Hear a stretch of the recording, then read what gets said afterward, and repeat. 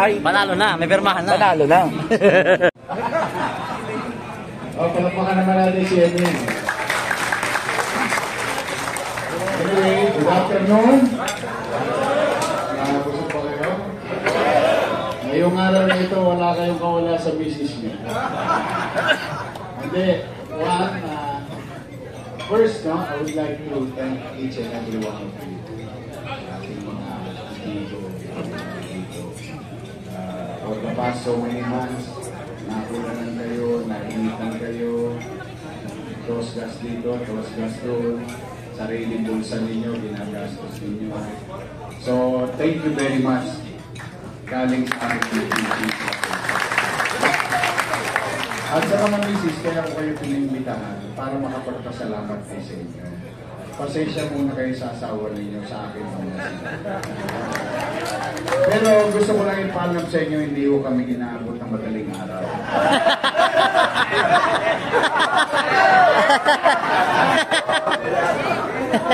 Cornelius. Hindi, si Jerry, wala kawala kay Emma yan. Pantay sarado siya. Anyway, gusto ko talaga magpasalamat sa mga misis nyo, sa mga mister ninyo, na yung oras na dapat kayo magkakasama, most of the time, for the past so many months, nasa akin sila.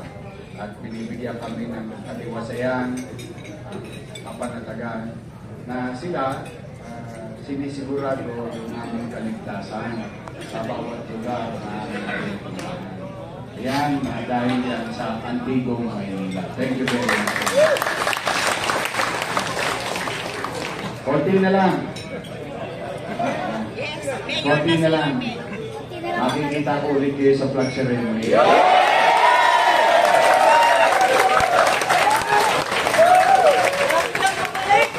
May awa ang Diyos sa tulong ng Diyos at sa tulong ng mga tagalungsod ng Maynila. Nalulungkot tayo sa mga nangyayari ngayon. Lalo na kayo, mga lesbo kayo. Buong buhay ninyo, pinangarap ninyo na maging mapayapa ang ating mundo. Sukdo lang, ibuwis ninyo ang buhay ninyo. Para lang yung mga Tolonges, hindi maghari-harian sa kalsada ng Manila. You've done so much service to the people of Manila. Now you're retired.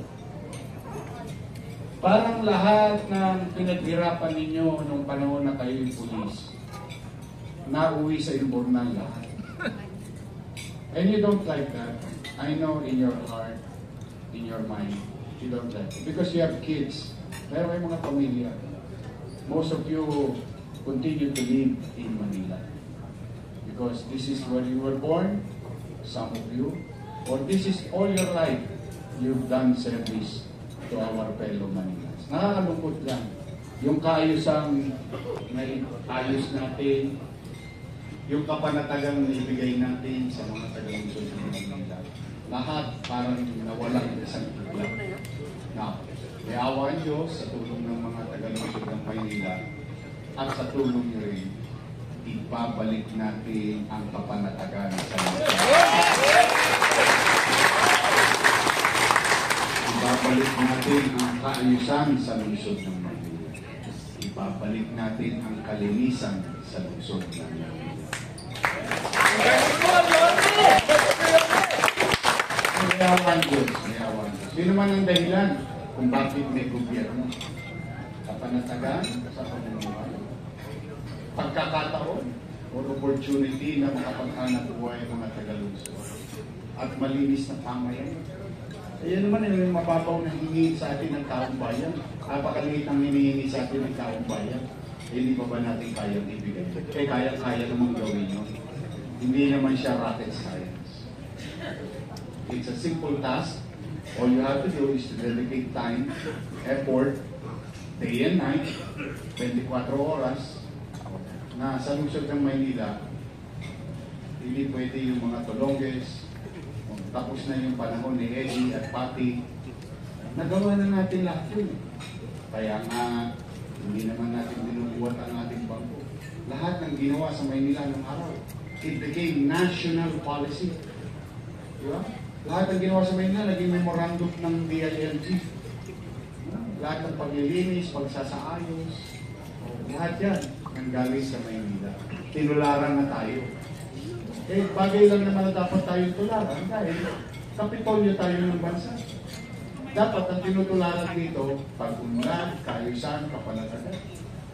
Eh, ngayon, baliktad na. Number 1 na tayo. Number 1 na tayo sa crime rate. Sad to see, no? Tapos yung mga bata, nakita nyo, alam mo, nung dekada 80, nakita ko rin yun. Bata rin ako eh. Nakita ko yun nung araw, yung showdown. Yung showdown sa kalsada. May nagalit ng pinta, sasagot, polo to. Pagkari mo, kalagitnaan ng highway, nagbabatuhan mga bata. Parang walang gobyerno sa Maynila.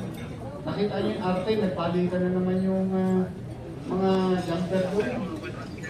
Wala na yan eh, na unti-unti na naubos lahat yan. Akot na kriminal sa atin eh. Bakit? Because we have a policy at the time. Okay, ang mensahe natin sa mga kriminal, di ba? Hindi namin kayo mapipigilan gumawa ng masama laban sa kapwa. Minsan napipigilan natin, pero most of the time hindi. Pero we guarantee the people of Manila, kapag ginawa ang krimen sa Maynila, ang ikamamatay nila puyat. Dahil sa mansulok sila ng bansa, hahanapin natin, papapanagutin natin, iaharap natin sa taong bayan itong mga tulongges na ito. Kung maalala niyo yun, di ba? A day or two, solve agad yung ginawang krimen. Yung iba nga na nagkukusa ng sumusuko sa atin. There was one time, there is an incident in Tondo.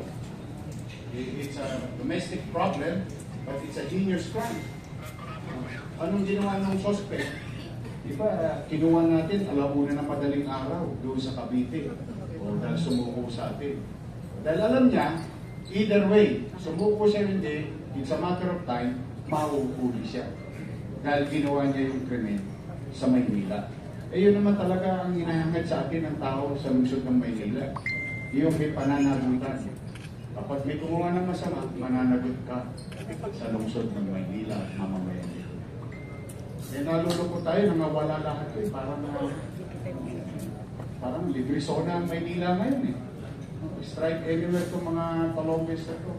So, if I needed you before, I needed you more in the coming days. Kayo pa naman ang tatalas ninyo.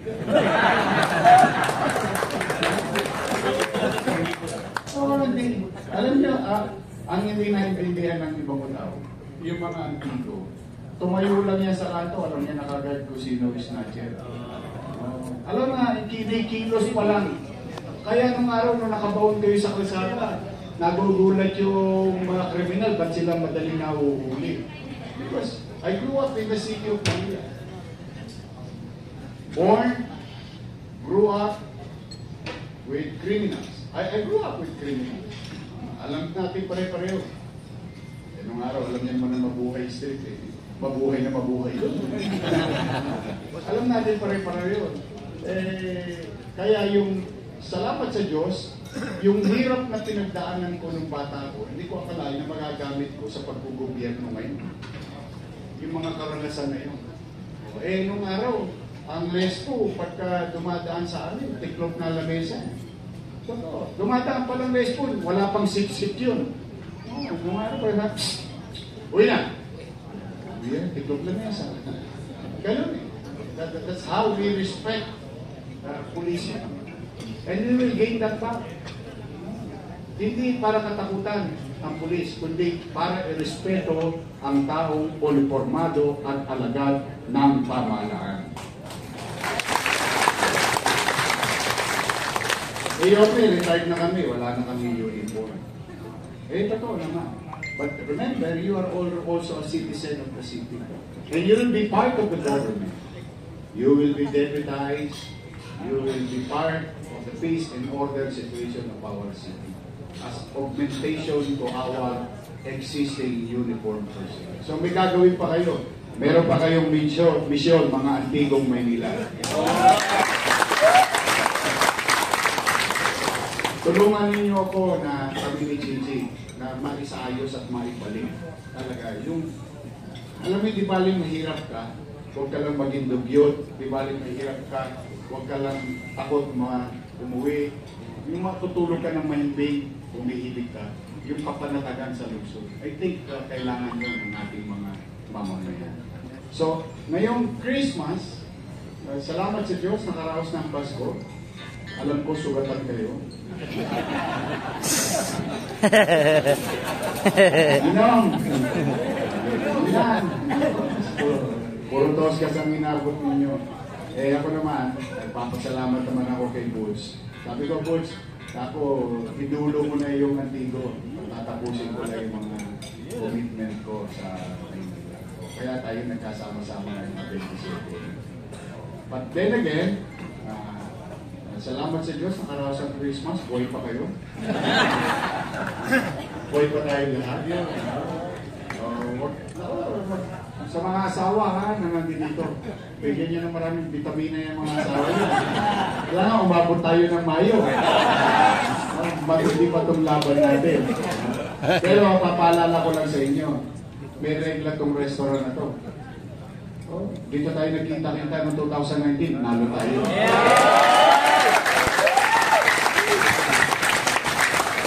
So, kaya, sa Kartada, maganda pangit tayo ito. Tuloy-tuloy ang regla. Anyway, Merry Christmas sa inyong lahat and thank you. Now, it's 2025. Ang wish ko, maging malusog kayo. Yun naman importante sa lahat ngayon. You can enjoy the remainders of your birthdays. No? Talagang ganun. Pasasaan ba? Una-una lang yan. Kaya natin mauna na yung mga kriminal. Abangan ninyo, palakasin nyo ang inyong katawan, magkatrabaho kayo ulit sa pamahalaan.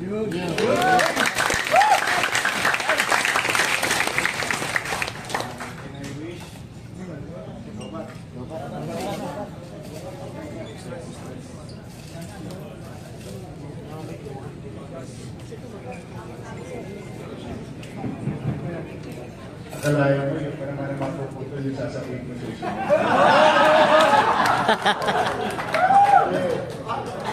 Anyway, I wish ko rin sa ating kumaya sa lungsod. Sana lagi naman sa sakunan. Sunod-sunod ang sakunan ngayon.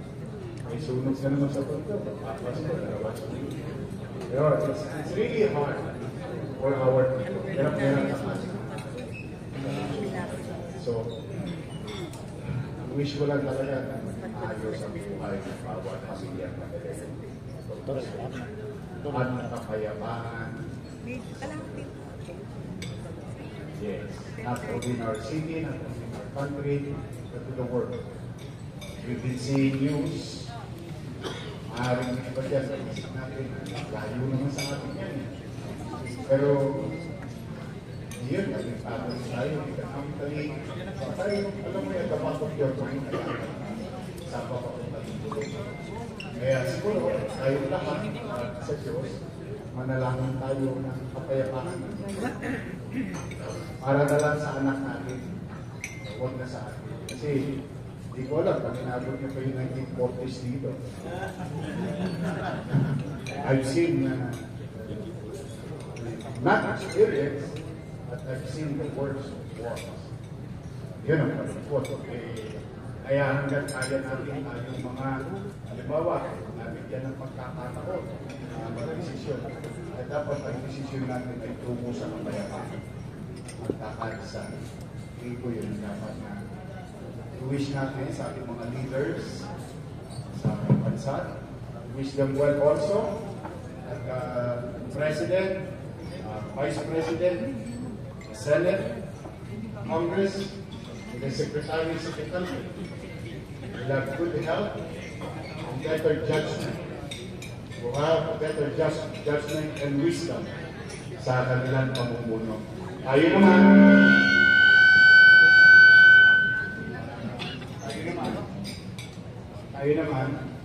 bilang mamamayan, sumunod tayo sa ating tubig. Yun, tulong na natin yun sa Presidente, sa Vice President, sa mga senador, sa mga congressman, sa mga secretary ng bansa. The national policy maker. Hindi lang mamamayan. Kasi at the end of the day, tayo rin magkikita sa finance, mga kapwa natin.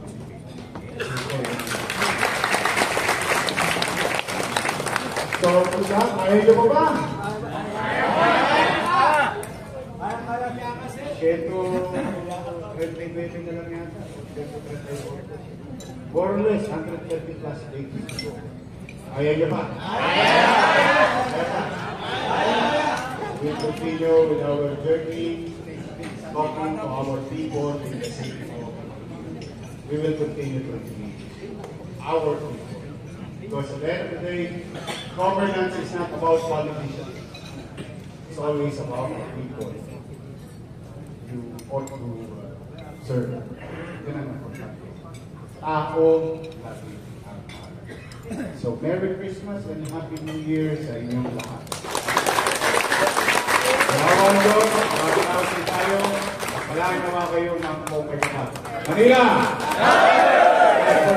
Okay. So ngayon, tapos na ako magpakara. Nagtotong na ako. Hindi po ulit. Okay. Ako, maraming kayong rapon. Ako, meron diyang rapon.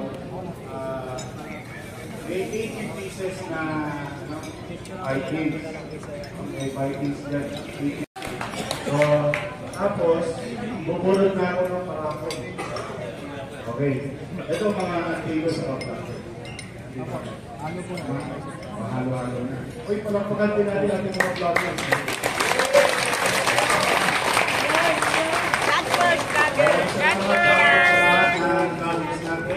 Thank you very much, ha? At least, masasabi niyo kayo, hindi kayo bayad. Hindi kami bayad. Naman kami. Busog kami. Busog lang, busog. Sira na naman. Hindi, hindi ko ginagamit. Bay, wala. Dahil saglit naman.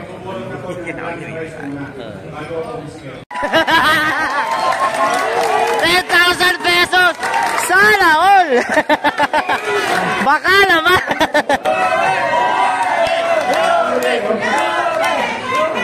Lahat ng kasabi ng antigo at saka mga vloggers nanalo ng 10,000.